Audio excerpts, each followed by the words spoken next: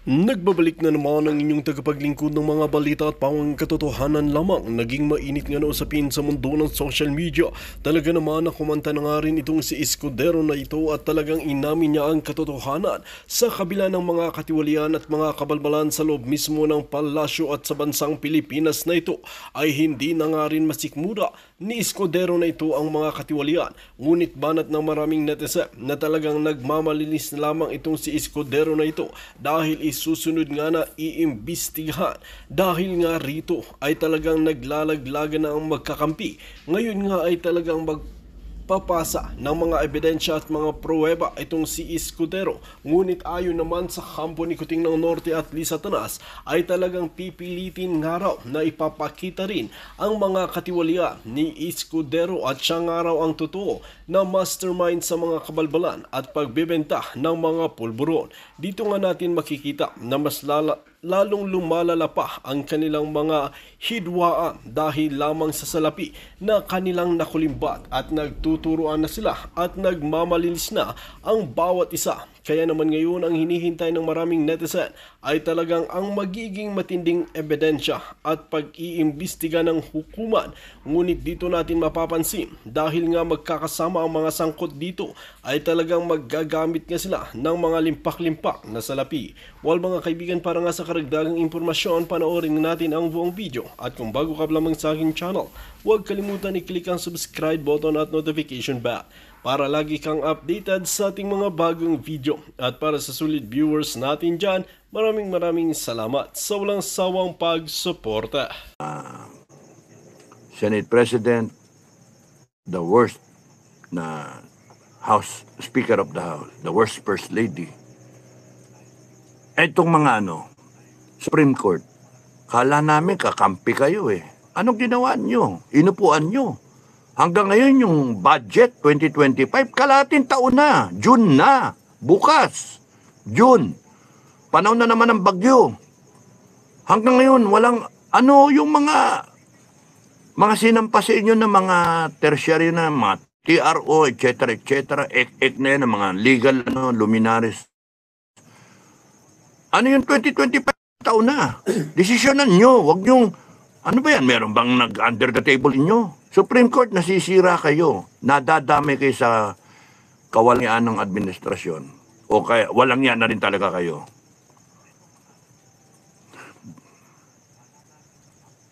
The worst Congress. The worst talaga. Grijaldo nakakulong pa ngayon, ilang buwan na? 6 na buwan.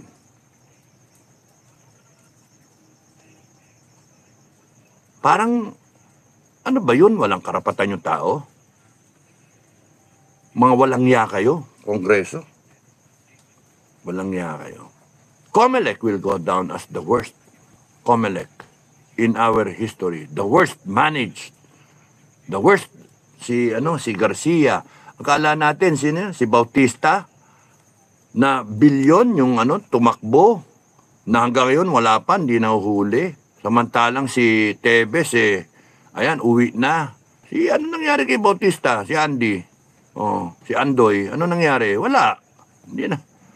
1.6 billion. Ngayon, Tapos ang dayaan, 16.8 million na Pilipino ang hindi nabilang yung boto. Totoo ba yun?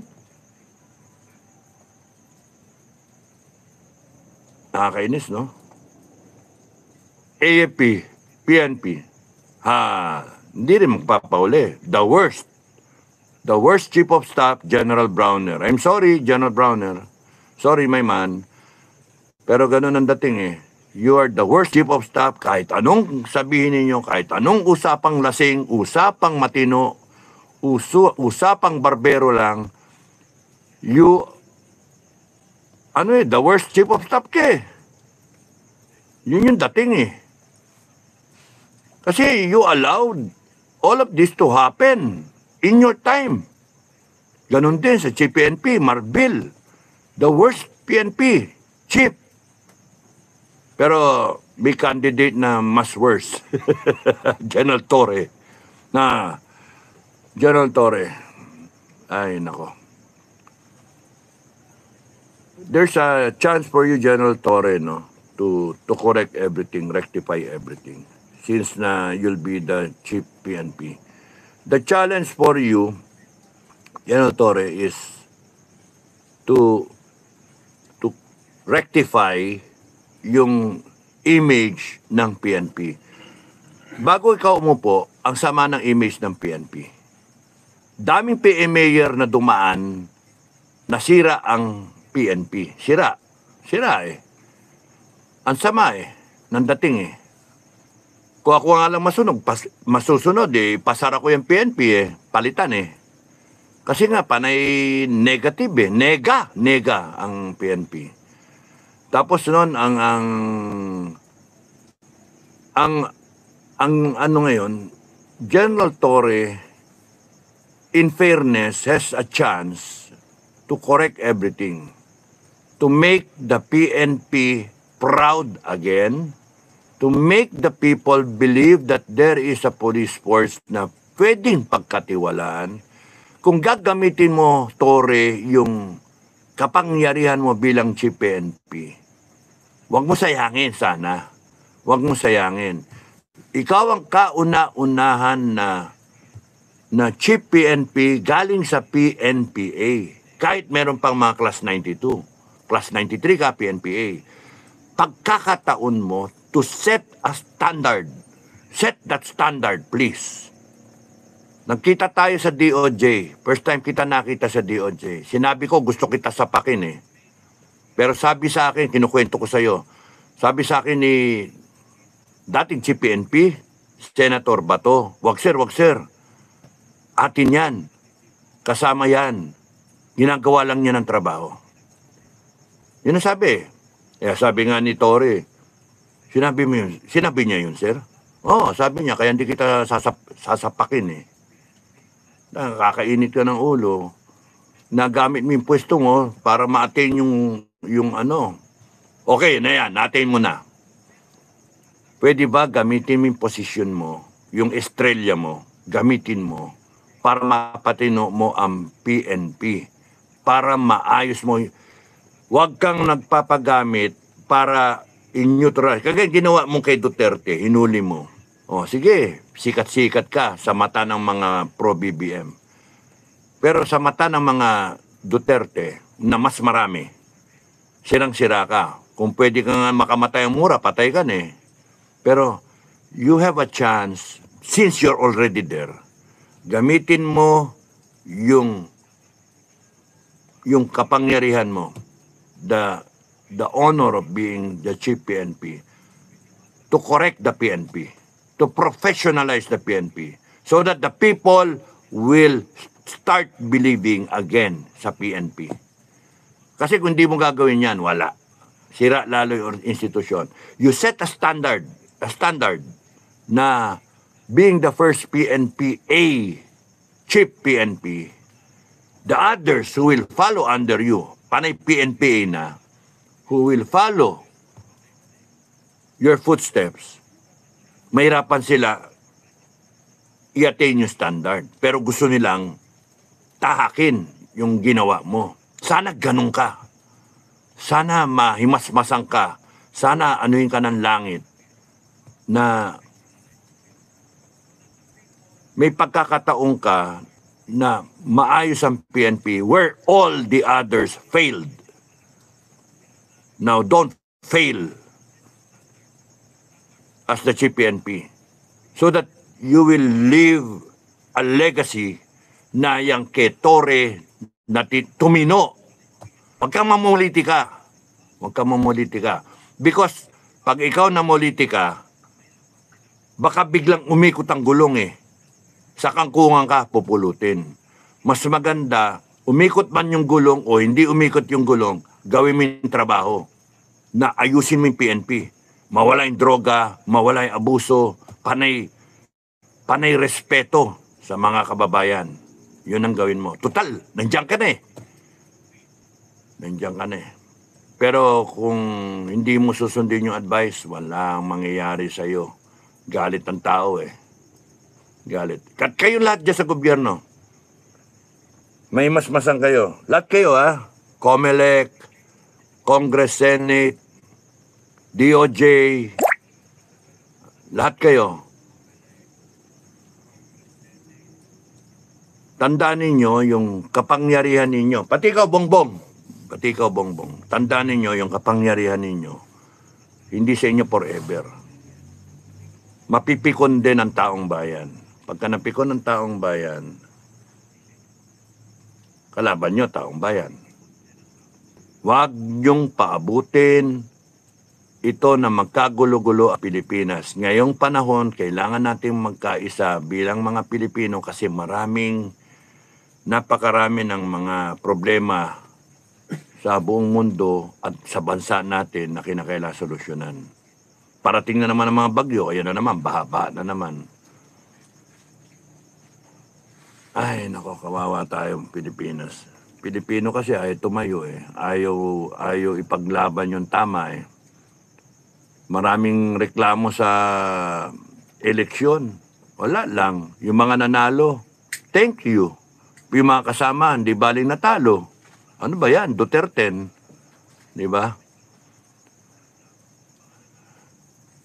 Duterte will go down in history as the best president this country ever had until such time someone else better will step in and claim the throne of being the best president ever. But right now, si PRRD is the best president ever. And ang daming ebidensya eh. Buong mundo eh, Diyos ko. Buong mundo.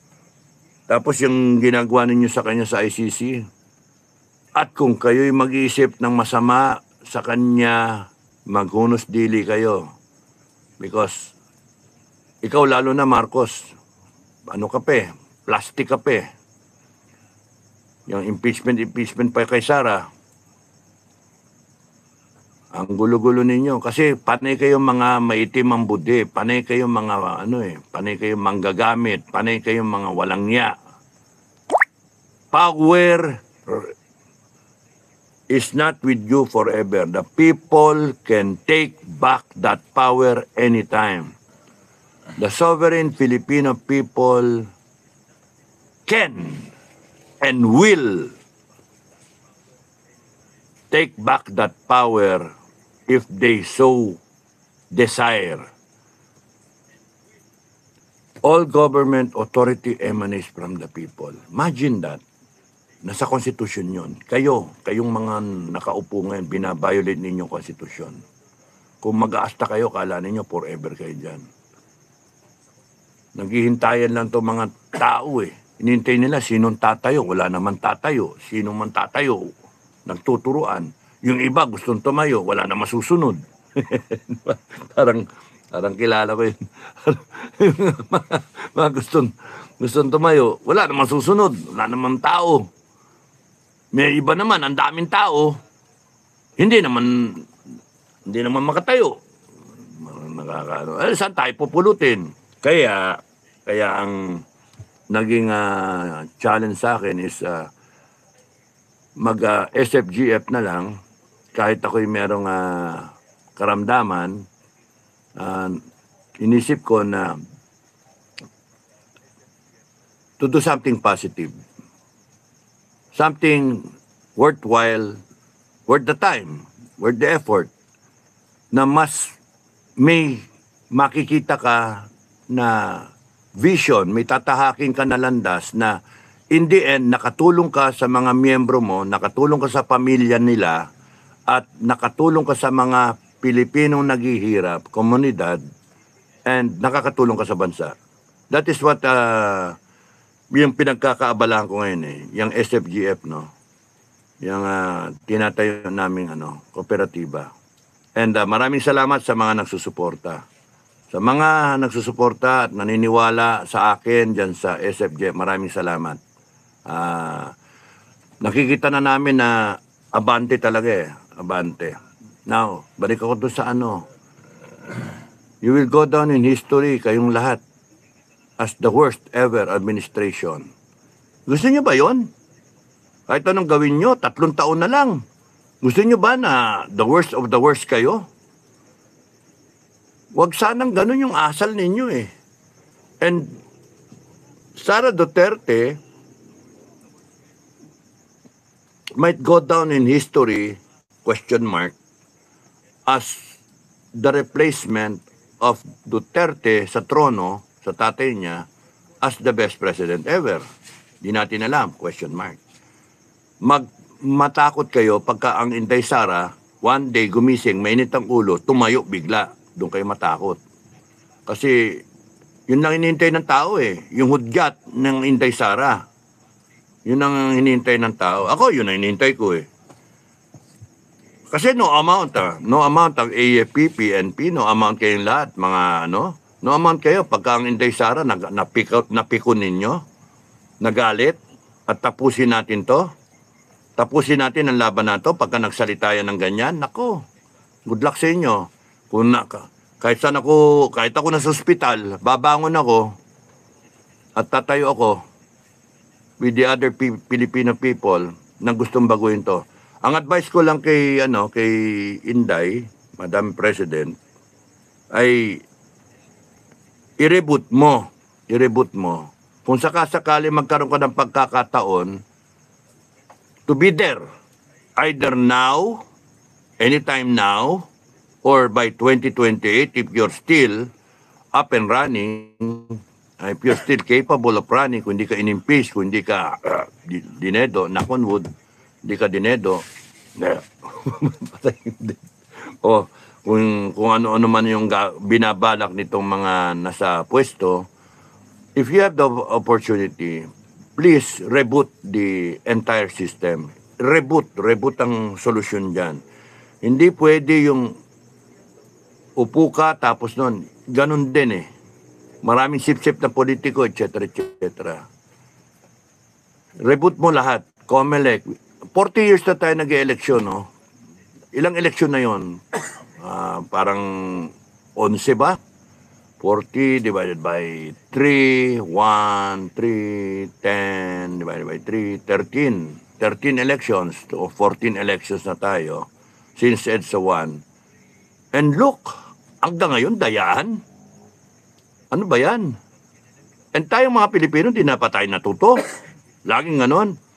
Kaya, Inday Sara, go back to manual counting. Tigpusin mo yung COMELEC. Tigpusin mo. Isara mo. I-reboot mo. Yung Congress, isara mo. I-reboot mo. 300 congressmen. 18 lang. 1 per region. Represented na yun. Huwag tayo magbayad ng ganung karaming tao para lang sa death penalty nga, hindi mapase. Tarantado mga yan eh. Sorry. Tarantado mga yan. Hindi mapasa death penalty. Mandatory service. ROTC. Ano ba yan? Hindi. Kalokohan talaga to. Yung full coverage sana ng PhilHealth eh. O yung budget ng Malasakit Center. Ang daming kapalpakan ng Congress and then kung ano-anong politika ang... And we're paying them. We're paying. These stupid son of a bitches, we're paying them. Question mark.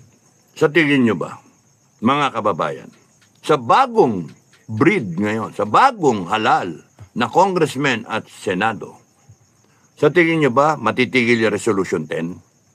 Sa tingin nyo ba mawawala yung Resolution 10? Na isa sa mga kinu-question natin noong pa, na 2012 pa yan. Ano na ngayon?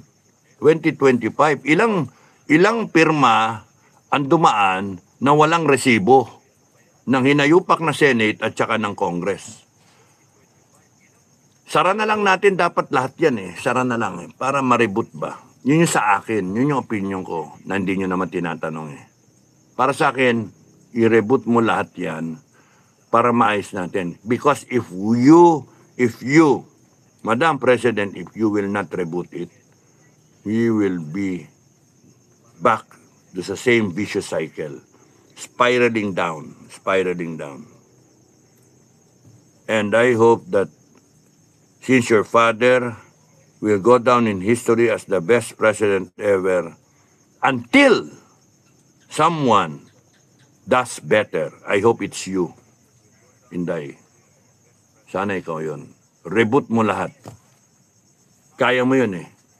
I have faith in you. I believe in you. Inalamok ako. Inalamok ako. I have faith in you. Sana nga, i-reboot mo lahat para matauhan. Kung kinakailangan ano yung PNP, ano tawag doon? I-reboot mo. Pati AFP. Excuse me. I-reboot mo. Lahat. Congress, Senate, COMELEC. You put the right people. Otherwise, walang mangyayari. Sayang. Sayang eh. Kayo mga naghahangad na tanggalin ang Inday Sara at gawan ng masama, mga PI kayo, isipin ninyo na mas maraming Pilipino, and this is still a democracy, mas maraming Pilipino ang naniniwala sa Inday Sara. Kaya, balik ako sa iyo, General Torre. No? Congratulations. Pero the challenge for you is to make sure that you leave a legacy na being the first PNP-A, chief PNP, you leave a mark, you leave a standard na dapat ganito ang gagawin ng lahat ng PNP-A. Hindi yung parang kriminal, hindi yung abuso, hindi yung kaaway ang mga tao, hindi yung mayabang, hindi yung nagbabiolate ng konstitusyon. You have a chance to rectify everything as the chief PNP. And you better do it. Because it is the Filipino people who gave you that power, not Marcos. Kami rin nagbigay ng power kay Marcos para piliin ka. Pinili ka eh.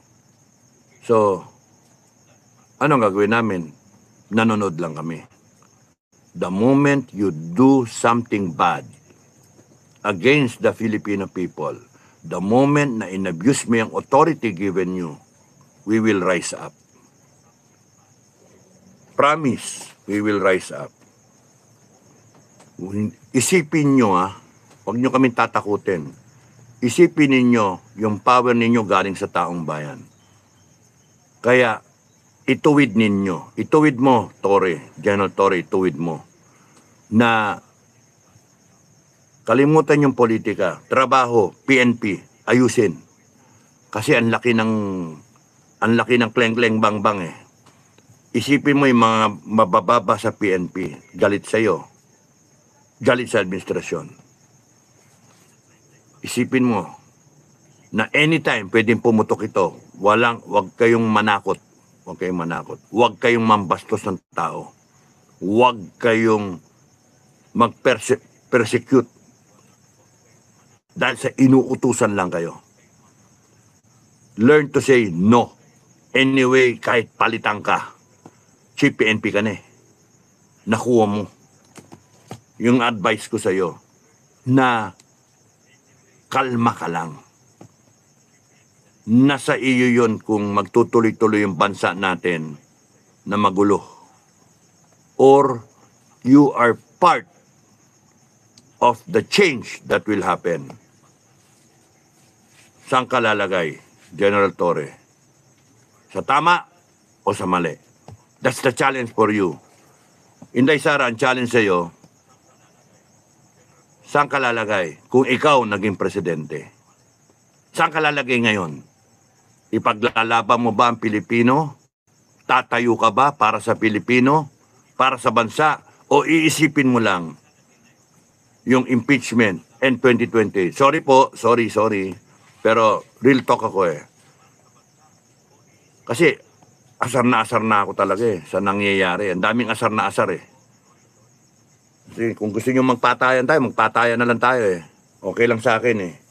Pero kung hahayaan natin yung bansa nating hinayupak na bansa natin na lintik na Pilipinas na to, ganyan talaga nangyari. Buisit eh. Kaya ang gusto ko, mag-alaga na lang akong kambing eh. Buti pa, may nagagawa ko, magpapastol na lang ako ng kambing eh. At least masaya pa yung kooperatiba. masaya pa kami. Panay siraan ng tao kanya-kanya. Mga grupo, kanya-kanya. Kanya-kanyang agenda, kanya-kanyang interest, kanya-kanyang ano. Tapos papasamain pa yung iba. Panay inggit, inggitan. Kaya nga, buwisit, mga buwisit. Kanya-kanya namang iniisip na pagka nakaupo si Inday Sara, pengin pwesto, ayun nyo, inan nyo. Hindi nyo inisip ang Pilipino. Inisip nyo, rally, and then ipopront nyo ang taong bayan. Sasabihin nyo, maka-Pilipino kayo, makabayan kayo. And then what? Kailangan ng ganito, kailangan ng ganon. Bigyan nyo ako ng ano, mag-attend kayo, mag-rally kayo. Ano ba yun? Hindi tama yun. Kayong mga pinuno, tumayo kayo. Tumayo kayo. From Inday Sara, down the line, tumayo kayo. Paglaban yung bansa, kita nyo mali yung nangyari sa eleksyon. Mali yung nangyari sa resulta ng eleksyon. Tapos nun wala lang. Parang wala lang. Parang one of those days na, ay, nadaya ako. Tarantado talaga itong Pilipinas na to. Because we allow these clowns to rule over us. We allow them to trample on our rights as the sovereign Filipino people. We allow them to do these things na magdroga, magnakaw, mang-abuso ng power. And it has to end one day. It has to end. Dapat tumigil yan Dapat mainis din tayo. Dapat ilagay natin ang Pilipinas sa tama. Kasi kung hindi kayo tatayo bilang totoong Pilipino, bilang sovereign Filipino people, itong mga abuso nato will continue to abuse us and they will get what they want. Kaya ang advice ko sa inyong lahat, mga kababayan, sa inyong mga nasa gobyerno, kayong mga retired na mga nakaupo na lang, nag-enjoy ng pensyon, the country, whatever will happen to this country, all depends on all of you. Kayong mga nagnanakaw, kayong mga nakapwesto, mga ina nyo, dahil sa inyo, babagsak ang bansa natin. Kayong mga Pilipino na walang pakialam, dahil sa inyo, babagsak ang bansa natin. Kayong mga may ambisyon, kayong mga merong interest, may agenda, babagsak ang bansa natin dahil sa inyo. The country is making history. It will go down in history as the pinangakaawa Pilipinas. It will go down in history as a country na not worthy of being called a first world country. Continue to go down, spiraling down until that time na wala na, di na ma-recover. Because you all lack, ewan ko, you lack the involvement, the commitment, the understanding of where we should be.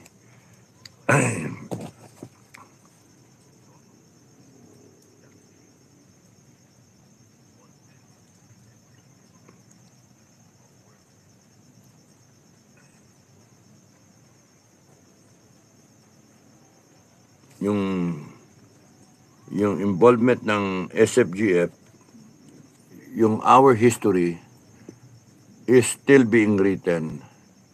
And I hope that we do it right so that yung history natin, later on, we will make kwento sa ating mga kapamilya, sa ating mga pamilya at sa ating mga kababayan.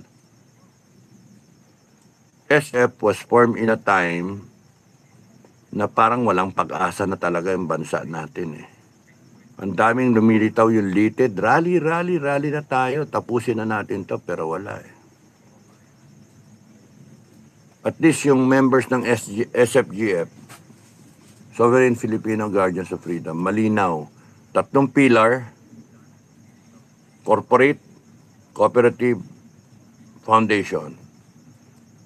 The corporate will do business legally as provided by our laws, registered sa SEC. It will pay the right access. It will be an entity maybe in the future worthy of respect. It will help the cooperative and the foundation. Yung cooperative will help the members and their families. It will have a welfare fund na dalawang component, isang financial assistance, isang medical assistance. So maybe, hopefully, yung mga members ng SFGF family may matatakbuhan. Samahan nga kapatiran Sa mga negative na nagsasalita dyan, mag-ingat kayo, demanda abutin nyo. Demanda abutin nyo. Kasi this is a private endeavor. Yung foundation, ang tinatahak niyan ay yung komunidad na pwedeng tulungan. So, even kayo na nag-iisip na mag-rally,